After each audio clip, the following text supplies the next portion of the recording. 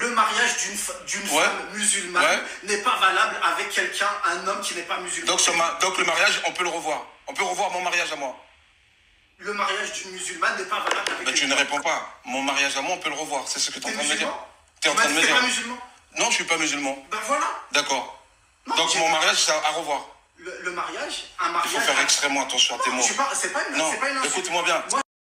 Vous avez bien entendu, hein. En fait, je vous explique. On a derrière nous le frère Nassim, d'accord, qui parle avec un mécréant, un kafir billah.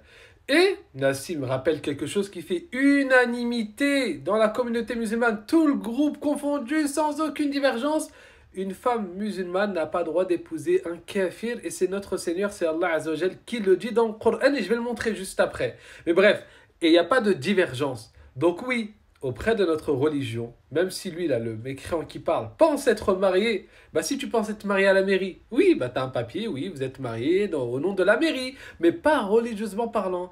Dans la religion, une femme qui se dit musulmane et qui vit avec un kafir et qui pense être mariée parce que la mairie lui a fait un papier, non, elle n'est pas mariée auprès d'Allah Azza wa Jal. Elle n'est pas mariée, bien au contraire, du matin au soir, elle est dans la fornication, et si elle a des enfants, c'est des enfants de fornication, tout simplement, d'accord? Après, si toi tu veux être marié auprès de la mairie, bah t'es libre, tu fais ce que tu veux. Mais ce qui te dit, Nassim, ça vaut dans notre foi. Et toi, en fait, je comprends pas pourquoi ça te choque ou pourquoi... En fait, ça te fait quoi? Sachant que tu ne considères pas le Coran comme étant une vérité. Sinon, tu serais pas un mécréant. Si tu es mécréant, c'est que tu considères que l'islam, pour toi, c'est pas quelque chose de vrai. Donc, en quoi ça te touche ou tu devrais te sentir insulté comme il essaye de dire, parce qu'ils se sent insultés, si on te dit que religieusement, en islam, tu n'es pas marié? Si ça te touche, soit c'est que tu es croyant, mais non, tu dis de ta bouche que tu es un mécréant. Donc voilà, il n'y a pas besoin de polémiquer. Vous n'allez pas essayer de faire je ne sais quoi. Non, en islam, on vous le dit, on vous le redit. Je vais vous mettre le verset tout de suite, regardez.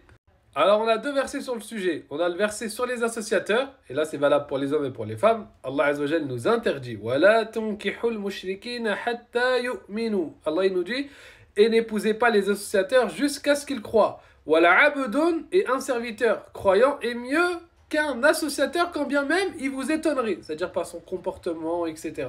Et maintenant, un autre verset du Coran et qui vise ici spécifiquement les femmes musulmanes, regardez bien.